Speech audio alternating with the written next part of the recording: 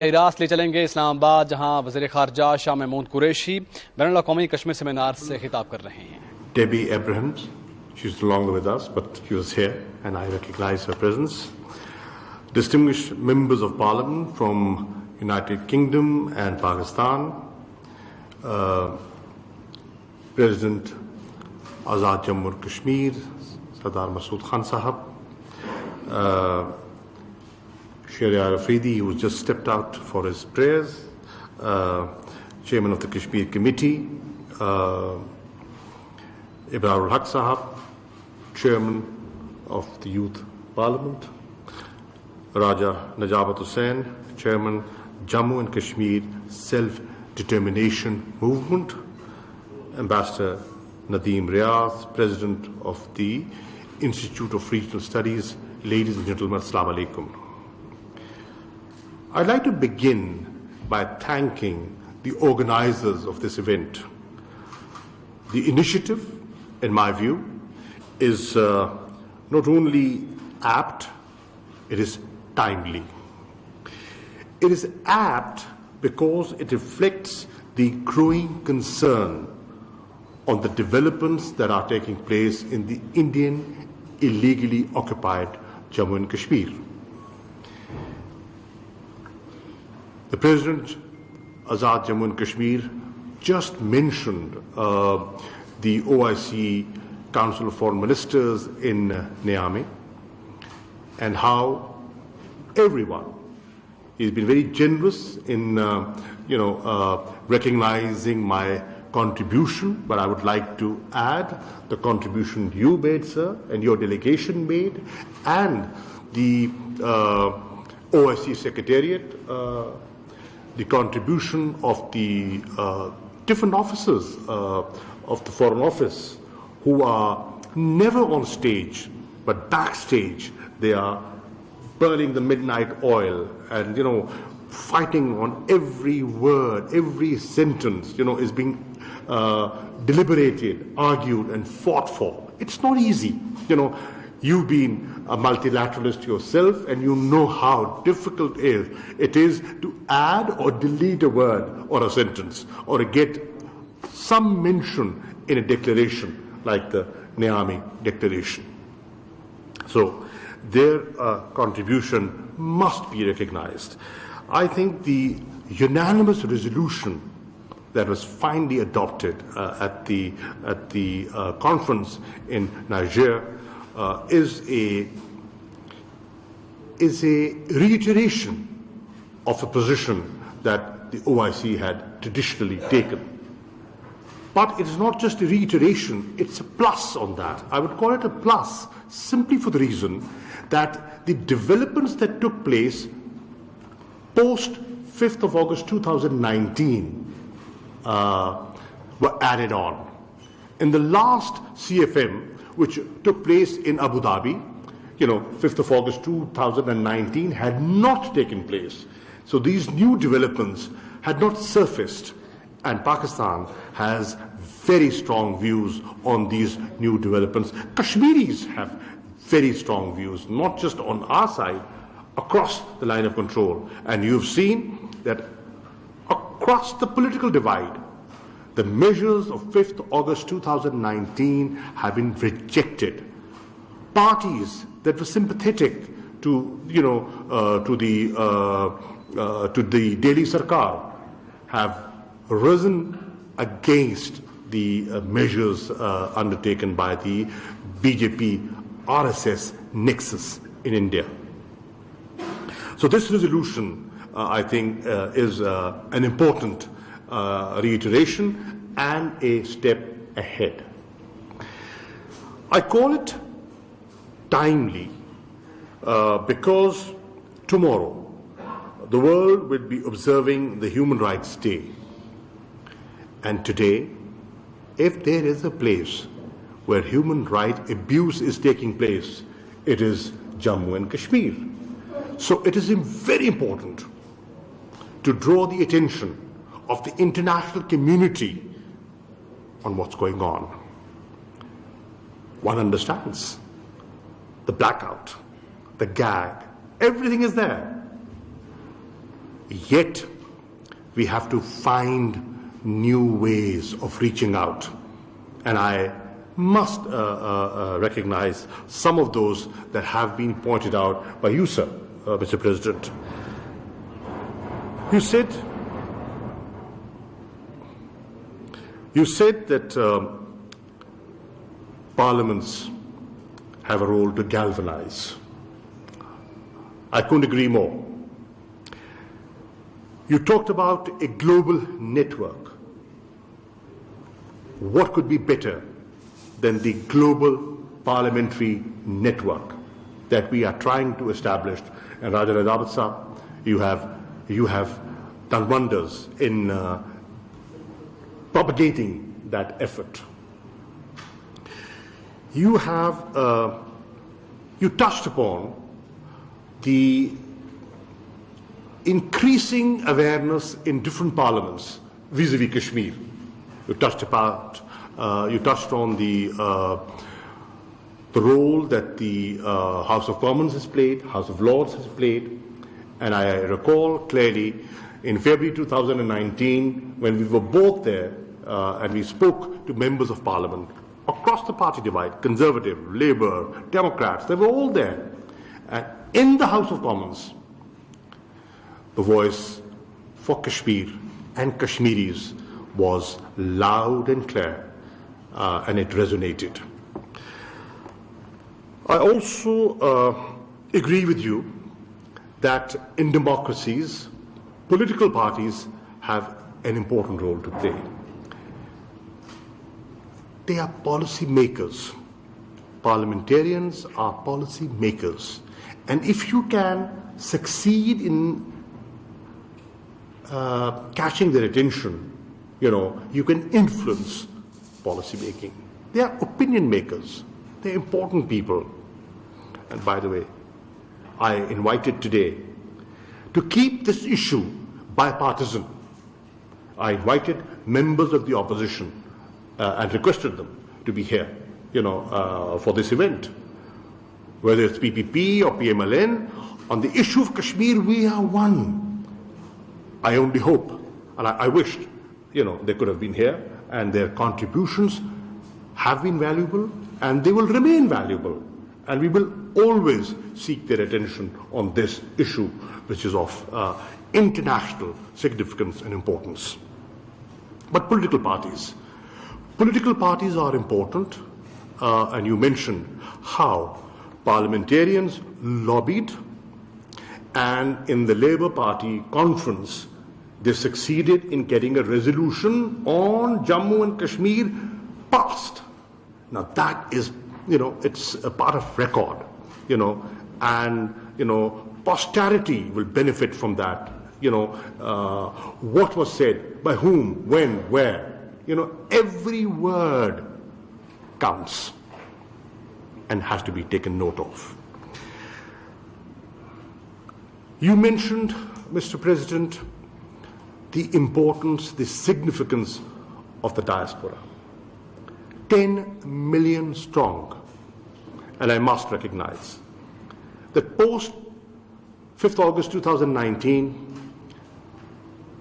Pakistani diaspora has been phenomenal. There is no capital in the world that they did not come out and protested on what had happened. Whether it was Berlin or Barcelona, Washington. वज़ीर ख़ारजा शाह महमूद कुरैशी का बैनुल-अक़वामी Kashmir seminar से खिताब इस वक्त जारी है। उन्होंने कहा कि नाइजर में मसला कश्मीर पर मुत्तफ़िका मज़म्मती करारदाद इंतहाई अहमियत की हामिल है और करारदाद में भारत के 5 अगस्त 2019 के यकतरफ़ा इक़दामात का हवाला दिया गया। इस मुताल्लिक़ वज़ीर ख़ारजा Because they are influential people. They have their own circle of influence. They have friends. They know families. And they can connect with the host communities, with their media. They speak their languages. They speak French. They speak German. They speak Arabic. And they can connect with the media. And it is so important to be connected to media to highlight what's going on in Jammu and Kashmir. So political parties and their role is paramount.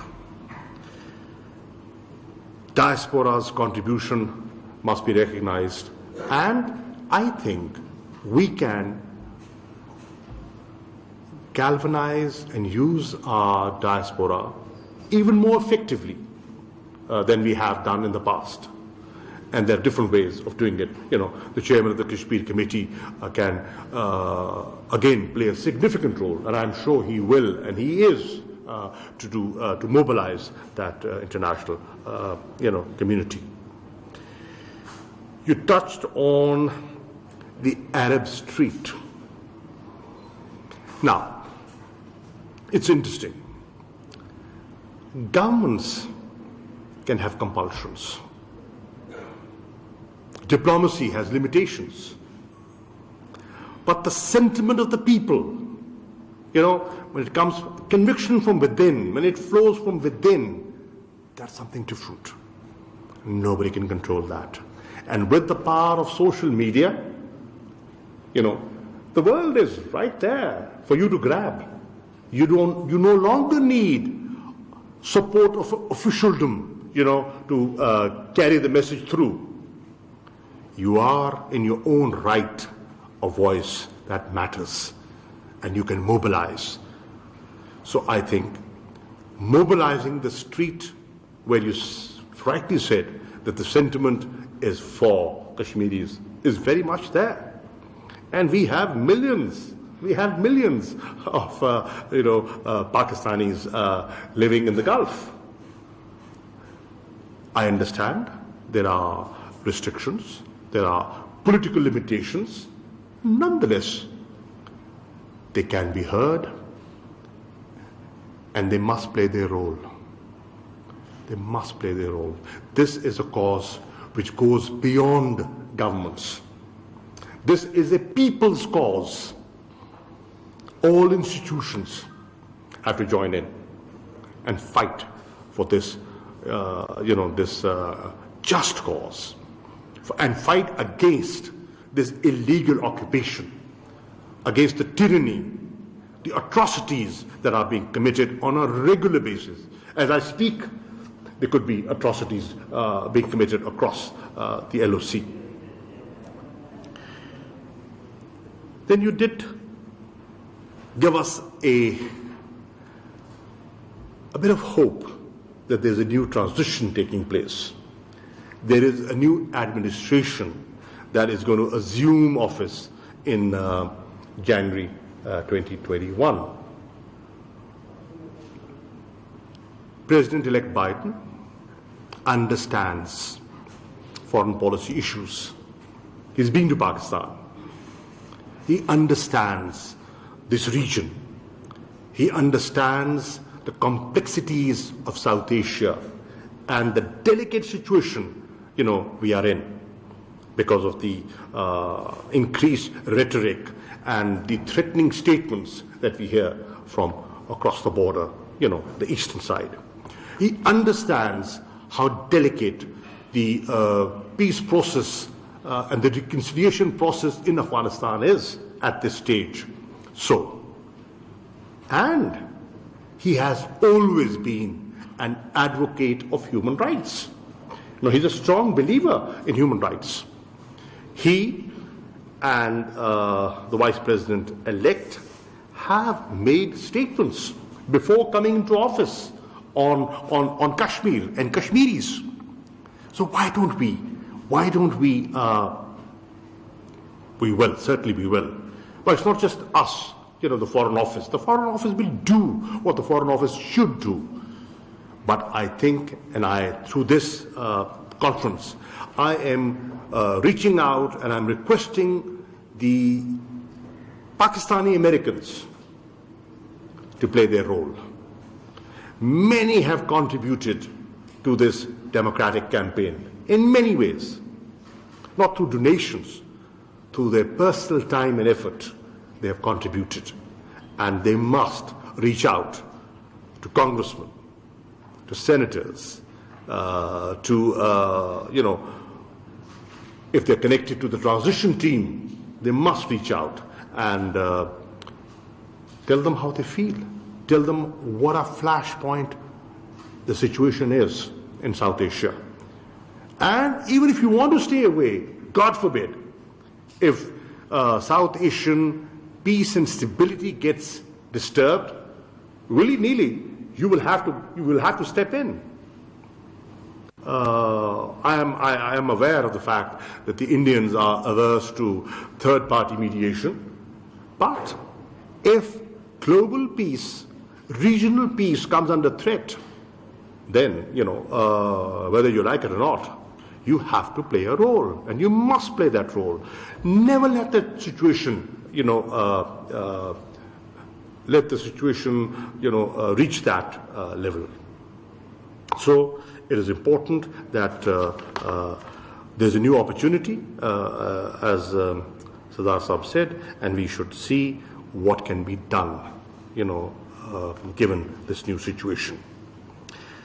Today, ladies and gentlemen, the Indian illegally occupied Jammu and Kashmir symbolizes all that has gone wrong with human rights, norms and standards set by the Universal Human Rights Declaration. 72 years ago, people spoke and they expressed their determination to deal with, abuses of human rights. And they learned from the lessons of history. But now, I think, in this present environment, where our eastern neighbor is obsessed with the Hindutva ideology, they have stripped Kashmiris of all rights and liberties. And we must speak up. People who've been talking about human rights, values, this is the time that they must stand up and be counted. They are suffering. Kashmiris are suffering on account of an inhuman double lockdown. We've all tasted in varying degrees, what a lockdown can mean. Families, ordinary citizens have experienced some form of a lockdown. Just imagine being in a lockdown for nearly 500 days. हम तो 5 दिन तंग पड़ जाते हैं. If we have to go into quarantine, believe you me, we don't know what to do. 500 days of a lockdown. Just imagine being deprived of all fundamental rights. Communication blackout, digital blockade, and the demographic engineering that is underway since the 5th of August through amendments in domicile rules, the land ownership laws being altered for obvious reasons. I don't need to dilate on that, you understand. Thousands of Kashmiris facing arbitrary arrests and detentions, no charges framed, and picked up, put behind bars, for what? I'm not sure of. The parents don't know. Children disappear. Nobody knows what's happened. And the atrocities that have taken place since, we can start from 47, and you said, when I asked you, that perhaps 500,000 people have lost their lives, fighting for this cause. 500,000 people. That's not a small number. You can't shove it under the carpet. It's a significant number. And even if we look at the rising since 89, close to, 100,000, over 95,000 people have lost their lives. Over 22,000 women widowed. martyred, and molested, thousands of women molested, orphaned, over 100,000 children, houses destroyed, homes destroyed. The continuous use of pellet guns. Look what they've done. Look what they've done to innocent children. You've seen pictures of, innocent children, affected, lost their eyesight forever. And the draconian laws under which the security forces, the Indian occupation forces are operating with impunity is known to you all. 1.6 million residents of the valley reportedly suffering from depression. Kashmiris today are truly humans without human rights. And that, is a negation of that universal declaration that we will uphold tomorrow all over the world. So let the conscience of the world wake up and speak up to what's happening to the innocent Kashmiris.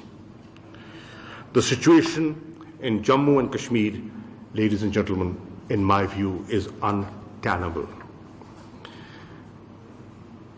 What do we need to do?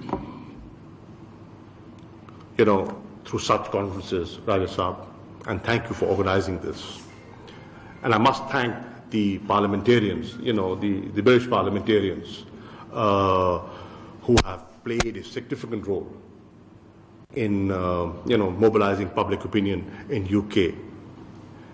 And the effort that is required now in Brussels because of because of Brexit and, British parliamentarians exiting, the European Parliament, how we need to reach out to other Europeans on the issue of human rights, because they are believers of human rights. They uphold human values. And if they do, why don't you speak up? And when will you speak up? The question is, when will you speak up? So we need to raise the reputational cost for India in order to prevent atrocities. If they do, they must realize that there's a price that they will have to pay as a nation, a reputational price. I want to suggest three actions that we can undertake as parliamentarians. One, and you did mention that, and I will reiterate, establish caucuses in different parliaments. Because foreign office to foreign office, foreign minister to foreign minister, chief executive to chief executive is important but not enough. It is important but not enough. We need to go beyond that. And for that, the most important platform available to us is the Parliamentary Forum. How do we establish linkages? How do we reach out to parliamentarians? Every parliamentarian is a representative of the public. He has a lot of following. His Twitter accounts.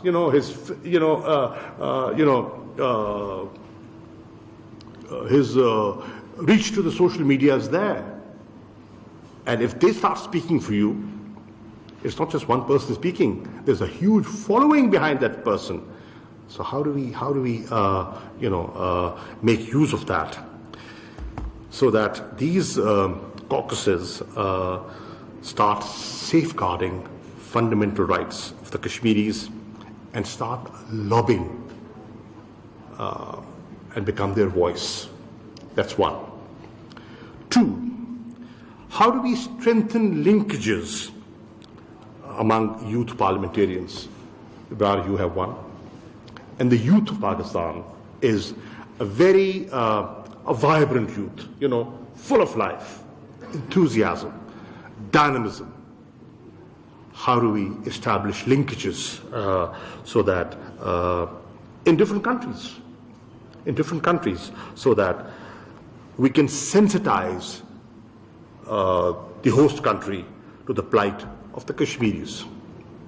And the third point is, how does Pakistan encourage governments, local authorities, national commissions dealing with human rights to factor in the situation in the Indian illegally occupied Jammu and Kashmir in their policies and pronouncements?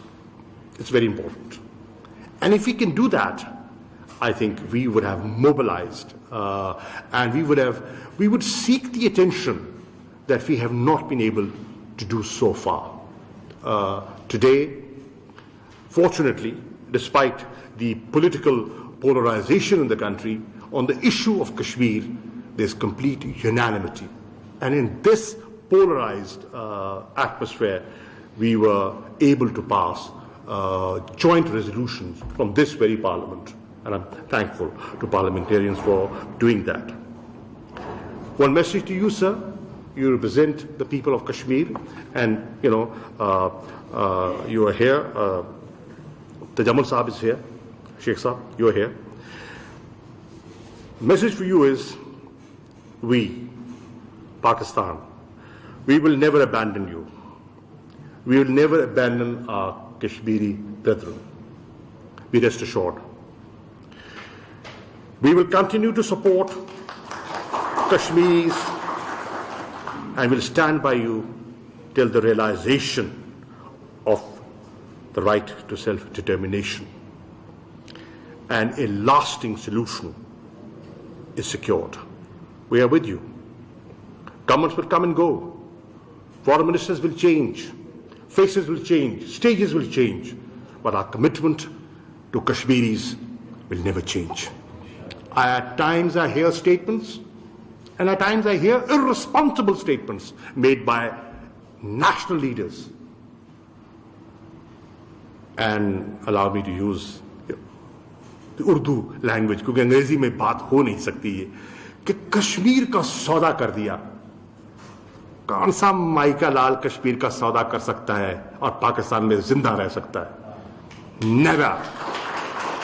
Never. Don't even think of that.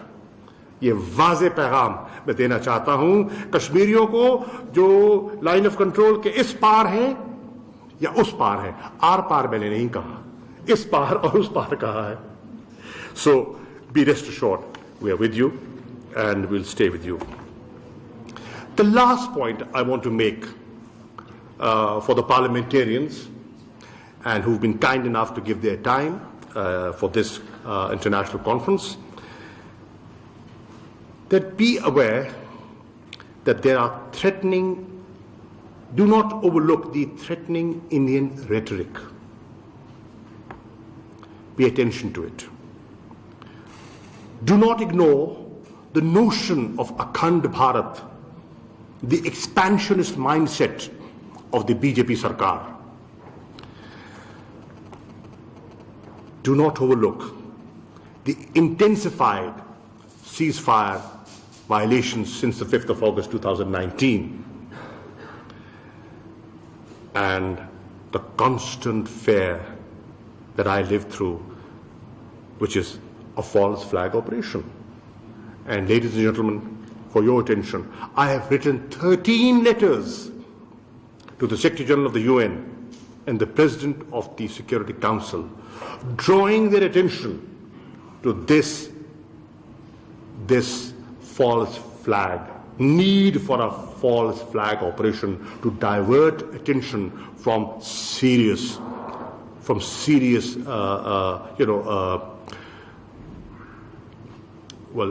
political situation in India. वज़ीर ख़ारिजा Shah Mahmood Qureshi बैनुल-अक़वामी Kashmir seminar से खिताब कर रहे थे. कहना उनका ये है कि कश्मीर के हवाले से बैनुल-अक़वामी सतह पर पार्लिमानी इत्तेहाद के लिए कोशिशें कर रहे हैं. हालात मुख्तलिफ हो सकते हैं, लेकिन कश्मीरियों के लिए हमारी जिद्दोजहद कभी तब्दील नहीं हो सकती.